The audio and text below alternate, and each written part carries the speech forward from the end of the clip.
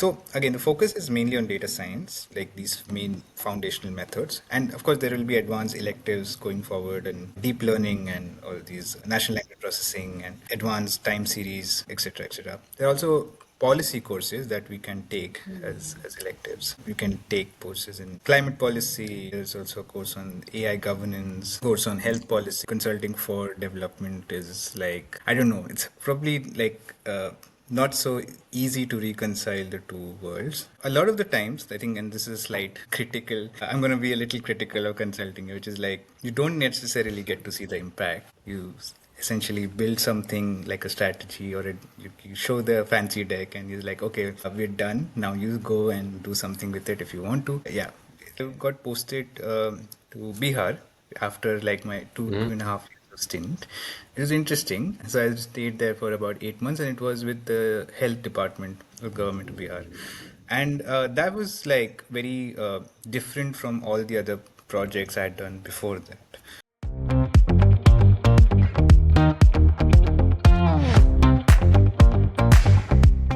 Hi everyone, welcome to the Scrappy podcast where we share stories of founders and professionals in various sectors of emerging tech. At TSP, we are a community of learners who believe in democratizing access to quality tech education. Today we have with us Farhan. We are so excited about this conversation. He's an impact consultant from India who's now doing his master's in data science for public policy in Germany. Can't wait to deep dive into so many layers of careers in emerging tech and social impact development sector in India and so many more topics. And with us, we also have Ronak as the co-host, the co-founder of TSP. Let's deep dive right away. Welcome to the podcast, Farhan. It's been such a long time since we've met Farhan. Farhan was one of the rock stars back in Young India Fellowship. All three of us were at the Young India Fellowship, right, back in 2018, 2019, and Farhan was definitely one of the rock stars. Some incredible work he's done. We worked together actually on a play, the largest theater production that had happened at that university, and yeah, it was crazy, but probably won't talk about that too much. But yeah, it was lovely to see you again, man. Absolutely. Farhan, I think you're on mute. Yes, I'm audible. Yes, Okay. you're 100% audible. Perfect. Okay. No, thank you. Thank you, Shweta. Thank you, Ronak. This is such a nice reunion, I think, after a long, long time. And I'm glad we got to do this. I think this is the Ashoka thing. I feel like whenever people meet, they just like collaborate on some interesting stuff. So it's good to kind of do that again. I think we would love to like start by asking you to walk us through your journey. Talk about like some of the key moments that has led you to where you are today, and what were some of like the decision makers in your mind? What motivated you to do certain things? And yeah, over to you. Okay. So again, I think I might start from where the three of us left, which is like Ashoka. So I think we all went separate ways, and as you know, I joined Satwa back in the day.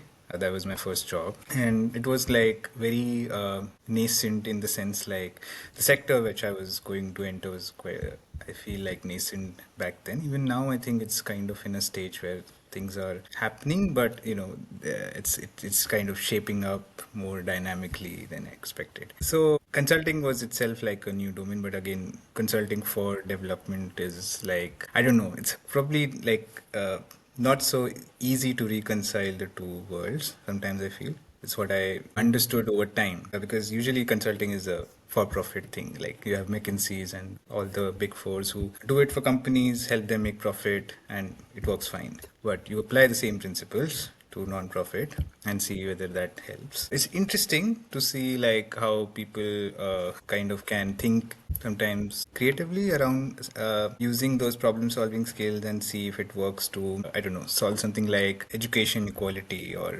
lack of access to healthcare or climate change for that matter. These are big problems, very complex, very interdependent. But I think my journey was like initially dealing with different parts of the ecosystem, because like an ecosystem where there are different groups, right? So like non-profits, you have philanthropists, you have government, you have all these different people.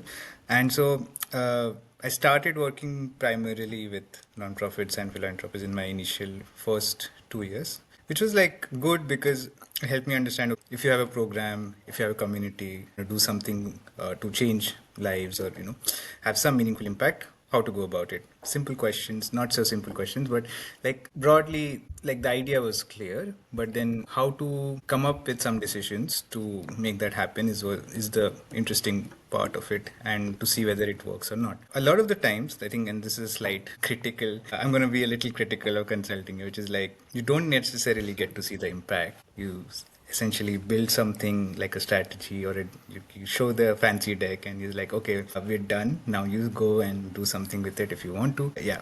Then rest of the story is not necessarily, always visible to you. So I think like that's where a slight disconnect used to happen with consulting. But I think what helped was that I got a sense of how this works in practice, like how really problem solving can be applied to some of these issues, rather. And then what happened was like I got posted to Bihar after like my two and a half years of stint. It was interesting. So I stayed there for about 8 months, and it was with the health department of government of Bihar. And that was like very different from all the other projects I had done before that, because I was like in the middle of bureaucracy, like the vantage point of understanding the how development works is very different, and you get to see the inside view. Like you're no longer outside the system, just maybe having these notions of why government or programs don't work, etc. So a lot of the demystification happened when I got into the system, because then you understand, oh, there's a bureaucracy, but there's also a parallel bureaucracy of consultants who now handle the jobs which government used to initially do through their own officers. And I think, like, I mean, I don't know. If you've gone to Bihar, you get to know everything you need to know about development in India, because it has all kinds of issues that you may never found in any other parts of India. So it's helpful in the sense like it gives you a very radical view of ground reality, which you may not be familiar with. And of course, there's this issue of state capacity, right? Which you get to see how why it doesn't work, what are the gaps at different layers. Because if a policy is designed, approved, it passes through many different layers, right? And like it goes through district and then the block and so on. So at every point you have these different people doing something. And what you realize is like there are these broken lines all over, right? So if I'm trying to improve, let's say, district hospitals, I might come up with a standardized protocol saying, hey, all these medicines and diagnostic tests should be present in every hospital. But again, in practice, a lot of things don't really always work because you don't have right data being reported sometimes to the head of the department, and that remains an issue. There are also, of course, parallel networks that gets created between hospitals and some private groups, which kind of works as a sort of corrupt system in its own way, so which is harder to identify and also break into sometimes. There are a lot of these different things. This is one example, but what it allowed me to understand, there are two things, like I said, sometimes fails. The need for consulting, the dependency on consulting rather, in such scenarios. And the third thing was like the growing appetite to involve technology to help solve some of these issues. And you've seen that trend in government now, right? There's a growing appetite to have more technology being part of policy implementation process. And so when I was there, came up with this Mukhyamantri Digital Yojana kind of a thing back in the day. It's still probably running, is what I understand, which is like, again, modeled on the whole ABDM policy, Ayushman Bharat Digital Mission policy that the government had launched. So, yeah, that's where I think the need for data, technology, all of that became a little clear. Okay, this is needed, but again, we still have a long way to go to make it a standard practice that everybody approves of, because people have their own resistance against adopting this, which is again a separate problem. Again, this is a good start. So we did that, and from there, I think I again went into this Niti Aayog project, which was like about just coming up with this portal of sorts where you aggregate a lot of data, policy resources, everything in one place, called Niti for States. So it's kind of active running, but again, same thing, right? The story was like, okay, there is a there is a growing interest among government stakeholders to have digitization, data, all of this stuff. And of course, initially the project was quite ambitious, but then we kind of shrunk it down given like what data was available, the existing inefficiencies and all of that, which I think will be solved over time. But it's important to note that while there is this, what do you say, enthusiasm about having these things as part of policy, there's still limitations. And one big limitation is we don't have quality data and enough data to work with. So I think those were some important realizations, and that means like, okay, let's go back to studying data science, which I used to do as an undergrad, and see if it helps. So I came here and yeah, and since then I think I've been enjoying that intersection with respect to AI and I think actually formally practicing some of these things. I'm still like I feel like I'm at an early stage, but it's been interesting to see how like those experiences that I had as a consultant now connect so much with what I'm doing here, and probably I will be applying soon in my future roles. So yeah, that's partly That's how awesome. things unfolded. Thank you for sharing that. This is so awesome. I think one key point is that you started with a bachelor's in statistics, right? And then you moved on to Young India Fellowship, which is a liberal arts program, and then came into social impact consulting, and now you're pursuing a master's in data science for public policy. I think a key question that we also had was tell us more about the degree. Tell us more. I think you gave like a overview. We would love to know about what does it contain. Like the degree is called data science and public policy. Tell us more about how was it like coming in, what were some of the perspective shifts you had, and how has this journey changed you, Okay. or if it has changed you. It's a little early to answer that second question, I think, but I can still try. I Yeah. think it did in some ways. First, bit on like what does the program contain? I think it's like so. It primarily focuses on like the foundational methods you need to know in data science. So mainly there are two branches, which is like there's causal inference and there's machine learning. So anything and everything you see, for most part, that works like what you call AI or you call like general intelligence systems. Usually they are based on these foundational concepts of machine learning and causal inference. So the degree focuses a lot on making like at least the first year that I've been through so far is like more about having a very strong foundation in these areas. Also, like being thorough with again the software, like all the Python, like and R and other things that are used. The mathematics of it, of course, and we had a very like good course in the first semester and really good professor. I think this was my favorite course called Mathematics for Data Science, where we got deeper into like the main methods that used in modeling and probability and other things, which is and super interesting and again connects to a lot of other things.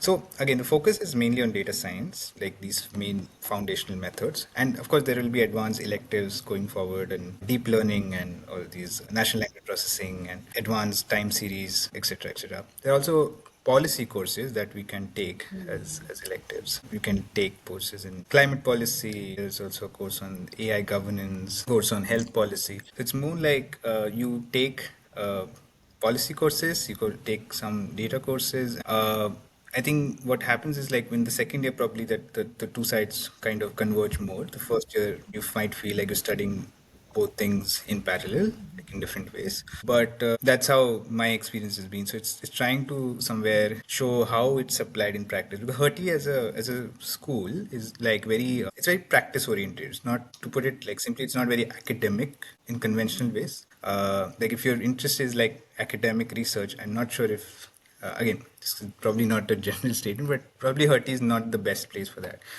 But if your interest is in practice and policy as a practice and data science as a practice, it's definitely a good consideration. So that way, I think this is like what I've sort of seen in my experience with the course, that they're trying to teach you these fundamental methods. Of course, trying to build it up to those advanced concepts that we'll study later. And at the same time, we're studying like policy, like economics, law, and other things that somewhere relevant for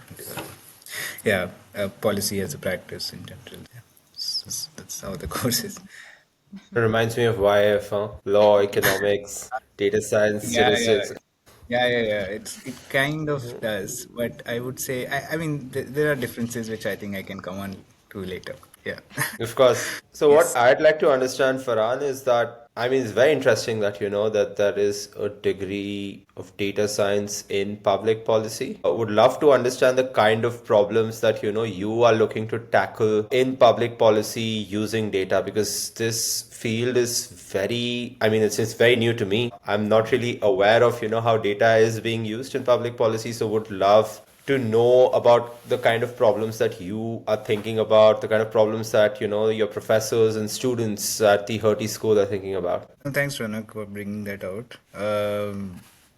So I think like Hertie has these very well-known centers. One is Center for Sustainability. There's another center called Digital Policy, and they try to, of course, like when you say policy, it gets too broad as a term, right? There's just so much to do there. My sort of interest has been like in again how AI system data science connects with, like, say, education, healthcare, climate, these bigger problems, which I was anyway trying to engage with through my consulting experience. But this is more like trying to maybe play a different kind of role, which is like slightly technical in nature and seeing actually creating some solutions if possible. If in particular, like I was drawn to solving for like climate modeling and those kind of things initially, like was one of those major interests, and I took some of my courses in the first year on those lines, but now I think my interest is kind of becoming a little more diverse because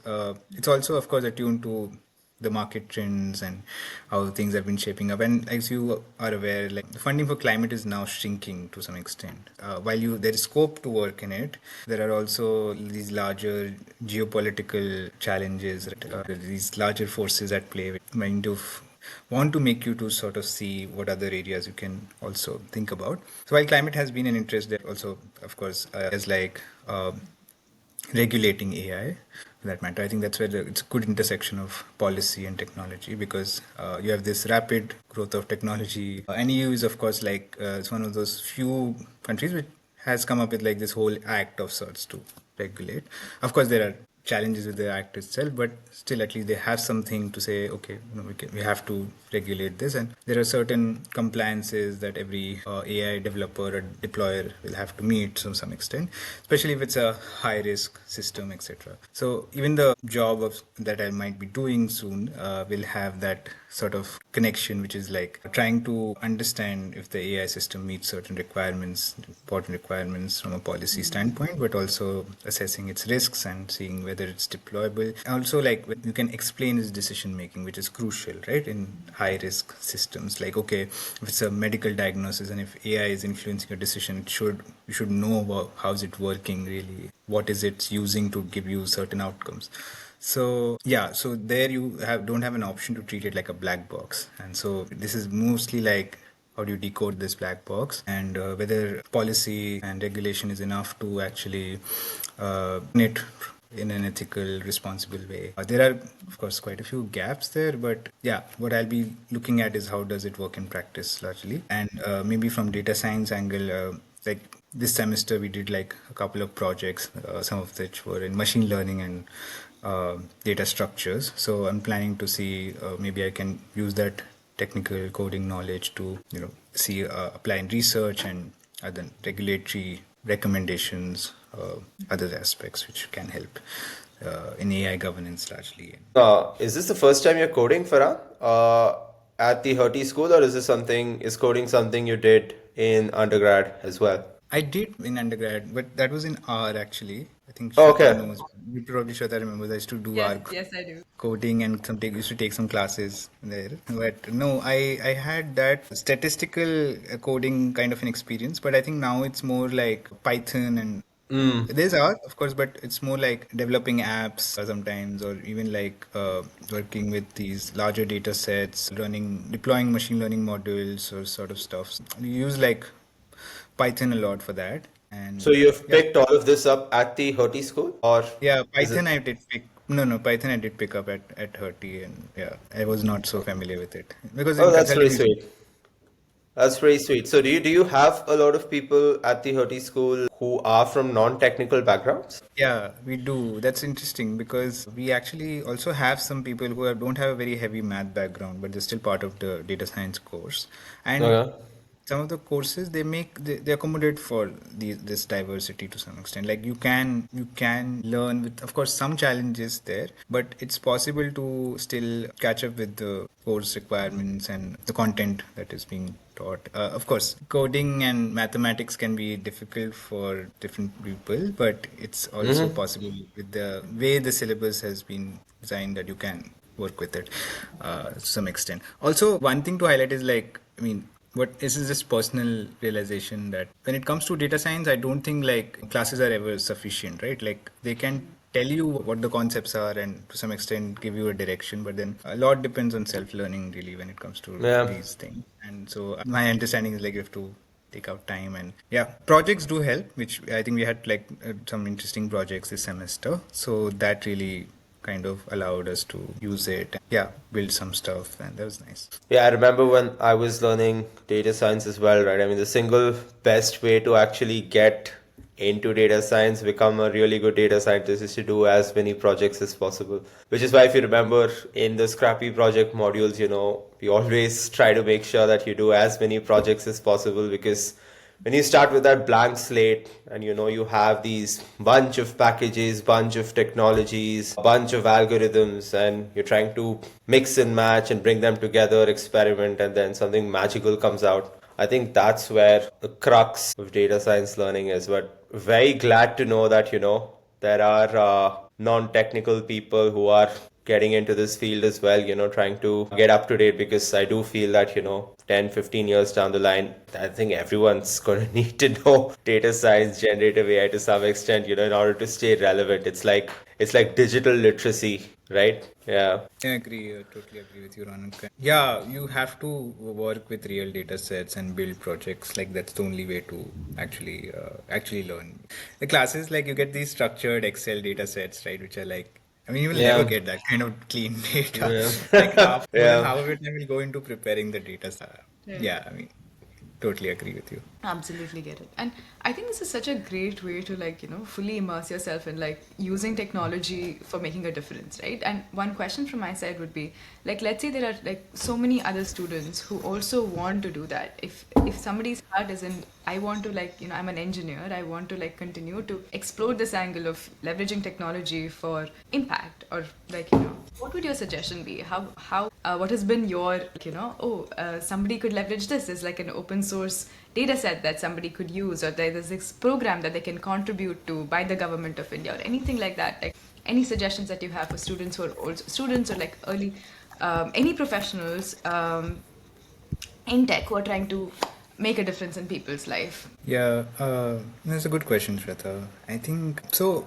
Before coming to Hertie, I was like part of this one project so it was with JPAL. They have this fellowship called India Data Capacity Accelerator, which is like they place data scientists, aspiring data scientists, in projects around climate change and healthcare. So you basically contribute to these bigger complex issues like solving for them, but using data skills primarily. So that kind of introduced me to different platforms that do exist, where you can, as a data scientist, be part of such purpose-driven sort of projects assignments. So there's one, I think, platform called DataKind, which is something you can explore if you just want to volunteer as a data scientist for like social projects and projects that have like impact component to them.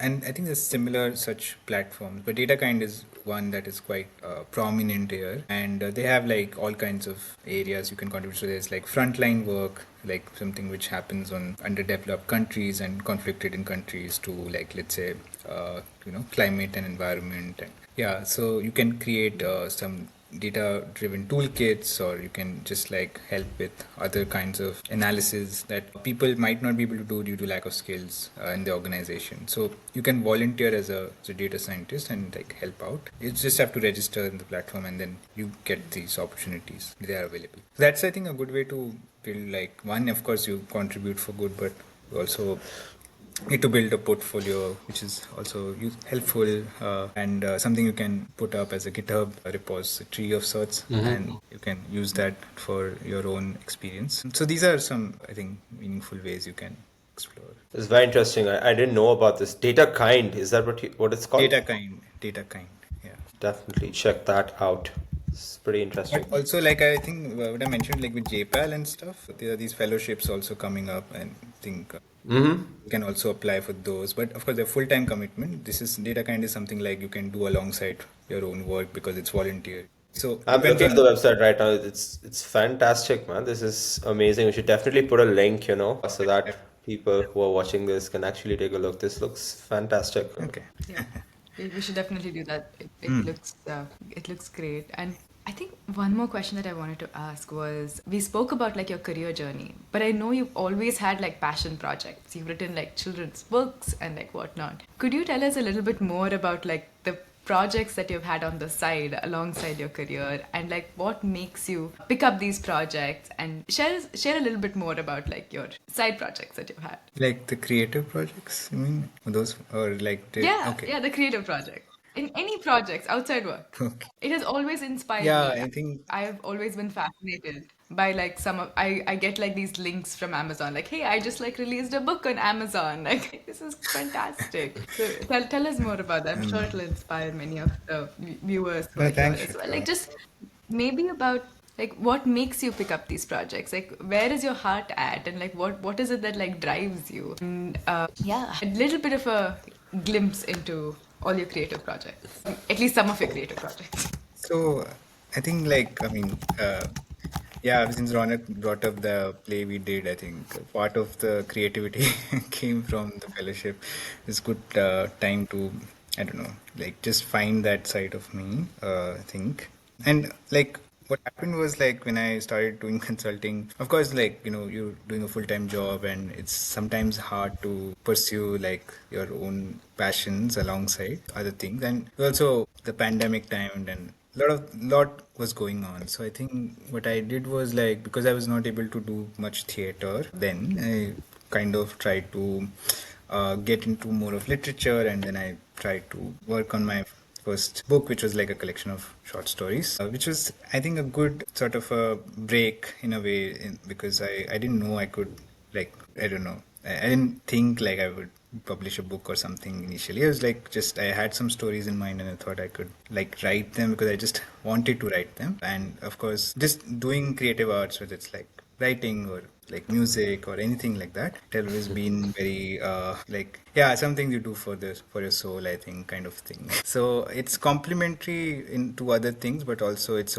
its own separate sort of side which I like to keep. And if I'm not doing it, then I sort of feel a bit disconnected just in general with myself or larger world. So it's I think like primarily for that also. So yeah, I think I did that. I also worked on a children's book, which was nice because I didn't know I could write for children. But it was more of a collaborative effort with like some other artist who helped with art design and then brought a lot of their own creativity to it. Yeah, it was a good collaboration of sorts. I think I enjoy again now not just like uh, writing my own stories, but also I don't know, make it more like a participatory thing with other creative minds and see where it can go and all of that. So yeah, so just like I think I don't know, writing stories and was working with art always just helps in general. I think that's how I've been. I've tried to keep that side of me going if I can. That's it. I hope you write more stories and like we get more links about like, hey, this is a new blog. Thanks for sharing that, Farhan. Thanks, Shweta. I'm actually looking at Farhan's book. The Rhino's Horn it's called.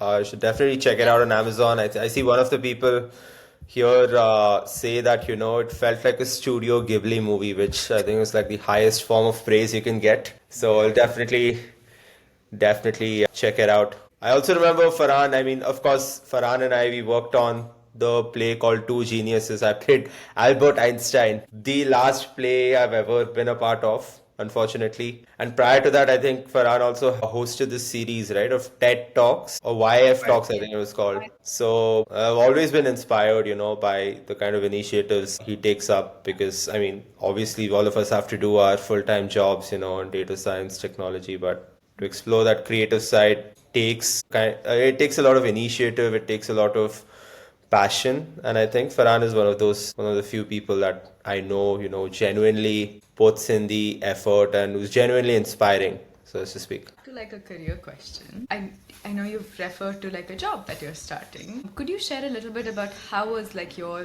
process of like finding, let's say, an internship, and how was like your classmates' experience of finding an internship? Did you feel it was any different from when you had to like find Yeah. your job at Satwa Consulting after YF versus like finding a job in another country? Share a little bit more about that. No, I think it was a tough journey. Definitely, the market today is like kind of testing everybody to put it simply. I love quite a few, like I think not quite a few. I think all my friends were like stressed about jobs, and thankfully some of them got through some good positions that they were hoping for. But a couple of them are still looking. So it's like, yeah, it's a struggle for sure. I think I was kind of fortunate in a way. I think I got through this opportunity because I've been also applying for a while, and I don't think, like when you start like cracking your first job in the new country is the hardest thing probably. Then of Yeah. course after that, once you have a decent position, it gets little easier, if not too much. Yeah, it took a while because and of course, like while the in the rush of the semester, you don't always have that headspace to keep applying to as many jobs as you can. You apply, but also there is this like lean period where you're busy with other things, and then you're like, oh no, okay, still don't have a job, I need to apply more. So it's like constantly switching back and forth. But I think, yeah, after, and I was also a bit confused somewhere in the middle where I was trying to reflect what kind of jobs I should try to prioritize, because one, of course, it's a career transition, and it's not the easiest thing to do, especially when you're like a mid-career professional, right? It's not like there's little room sometimes to experiment too much with what you want to do, I feel, after a point. Of course, you can do it in your early 20s, it helps, and I think people should do that because that allows you to know what are your strengths, interests, what you don't want to do. So it's a lot of elimination and also realization, okay, this is what I can be good for. But then right now it's like, of course, for me, compared to finding a job after YF, it's definitely harder because you want to, I mean, again, like find something that is relevant to what you're doing right now, if nothing else. So I was trying to focus on job that at least give me some exposure to working with data, because I don't have that as much, I feel, relatively. And the harder thing is that I'm like, when you're also newer to the field, I think you're also competing against an experienced pool of people, right? And data science is super competitive, like, and you have like some Absolutely. very good people out there who's still looking for jobs and might be competing with the same position as you are, and they have a lot of experience in like creating models, deploying models, just working with technologies and huge data sets. So yeah, I mean, so the reality is probably sometimes sinks in for you. However, I think like what helped me with this position, I feel, was that my prior background in consulting did help to some extent when it comes to interviews and other things, because as you know, Deloitte is primarily a consulting service Yep. firm, right? So while the position they are taking me for is like related to AI and data science, it's not devoid from consulting. At the end of the day, you have to have that sort of acumen. And so I think in my case, I mean, that sort of favored the interview well. And so, yeah, I think, like, as I said, I was a bit fortunate around that time with getting through this, but also like the prior background, also like trying to narrow down the kind of jobs I want to apply for, because initially I was like bit, as I said, I was a bit confused and not sure even if I'm applying for the right jobs. So then I started focusing on jobs that, I mean, work with data science but also uh, have like a little bit of a managerial component to them, which like here I think helped. But having said that, like if you apply for more managerial roles or consulting roles, there are of course challenges with the language, right? Because Germany again is very like strict on German being the language of communication, and it should be very fluent sometimes for certain roles, especially if you want to work with like the public departments. Here it's absolutely needed. Consulting firms, again, a lot of these opportunities require you to have German. Yep. Fortunately, again here, I think they said like even though my I can speak German, but it's not like it's not at the stage where I can officially start like practicing it so much. But they said like because they are working on international projects with the department, it's possible for me to still take this position, which was I think sort of I mean I would say an exceptional case because a lot of the times you don't find such opportunities, especially in this area, and if you want to work in Germany. So yeah, I think that was like how it how came together. Yeah. I think it's important to like remember that like sometimes when somebody is going through a tough time, that it's important to remember that there's always a journey and there's always light at the end of the tunnel sometimes, and like it is a tough market, but there are ways to navigate around it and make your profile stand out. You could leverage like the background that you come from, or you could leverage like the portfolio you've built. And I think the examples that you've shared will definitely help a lot of people who are trying to now find their next job. I hope so. I hope it helps. I know it's a tough market. Yeah. It's been tough for a long, long time, man. Like even I'm in consulting and it's been bad since 2022, you know. So let's hope things turn around in the next 1 or 2 years. Hopefully, we don't have a recession that lasts longer than 5 years, you know. But do we have any more questions, Shweta? That's it from my side. Do you have any other questions? Oh, no, I think I'm done too. It was fantastic catching up with you, Farhan. And I mean, data science and public policy, it seems like an incredible field to be in. I'm sure you're going to do some fantastic work at Hertie, at Deloitte, and beyond. And yeah, would love to stay in touch. Hopefully, you can come back, talk to us about some of the projects that you're working on. Of course, subject to whatever NDA Deloitte is subjecting you to. But yeah, it was an absolute pleasure, having you here, and we'd love to have you again. So thank you so much for your time. Thank you, Shweta. Thank you.